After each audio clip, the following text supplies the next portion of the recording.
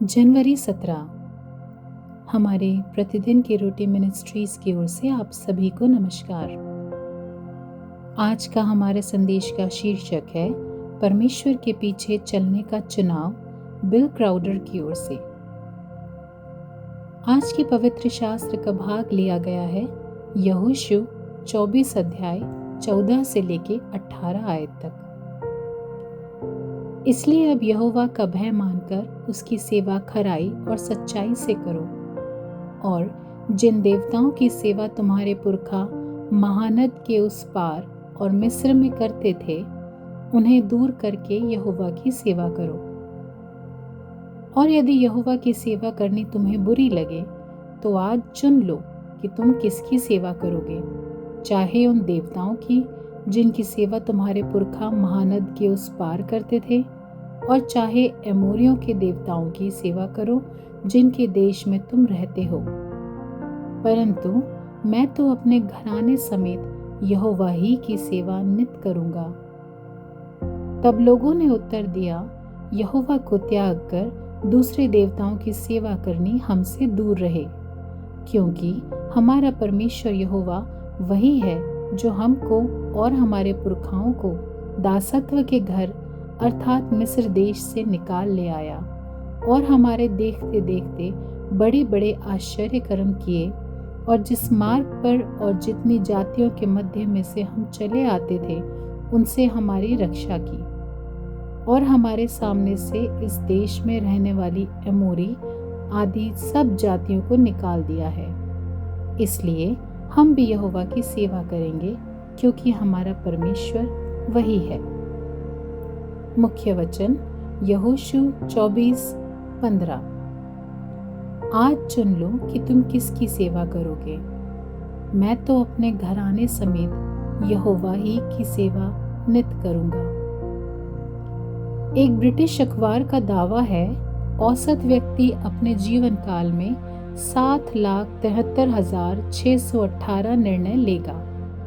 आगे उनका दृढ़ता से कहना है कि हमें उनमें से 1,43,262 पर पछतावा होगा।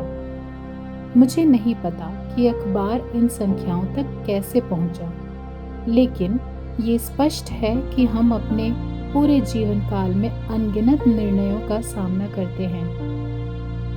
उनकी वास्तविक मात्रा हमें पंगु बना सकती है, खासकर जब हम मानते हैं कि हमारे सभी विकल्पों के परिणाम होते हैं कुछ दूसरों की तुलना में कहीं अधिक महत्वपूर्ण होते हैं। 40 वर्षों तक जंगल में भटकने के बाद इज़राइल के लोग अपनी नई मातृभूमि की दहलीज पर खड़े थे। बाद में देश में प्रवेश करने के बाद उनके अगुवे यहोशू ने उन्हें एक चुनौतीपूर्ण विकल्प दिया। यहोवा का भय मानकर उसकी सेवा खराई और सच्चाई से करो, और जिन देवताओं की सेवा तुम्हारे पुरखा करते थे, उन्हें दूर करके यहोवा की सेवा करो।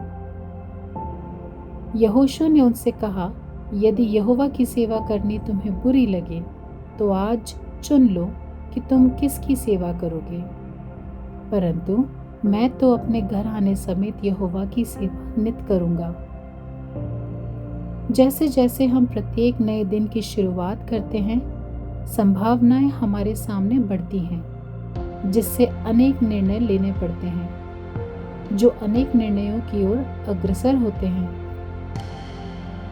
परमेश्वर से हमारा मार्गदर्शन करने के लिए समय निकालने से हमारे द्वारा चुने गए विकल्पों पर प्रभाव पड़ेगा। आत्मा की शक्ति से हम हर दिन उसका अनुसरण करना चुन सकते हैं। आपको कौन से विकल्प चुनने पर पछतावा हुआ है? आपने उन स्थितियों को अधिक समझदारी से कैसे संभाल सकते थे? पिता, कभी कभी जीवन अभिभूत करने वाला महसूस हो सकता है, और इसी तरह मेरे सामने आने वाले कई विकल्प भी भारी पड़ सकते हैं। कृपया मेरे कदमों और मेरे निर्णय में लेने में मार्गदर्शन करें, ताकि मैं जो भी चुनाव करूं उसमें आपका सम्मान करूं। आमीन।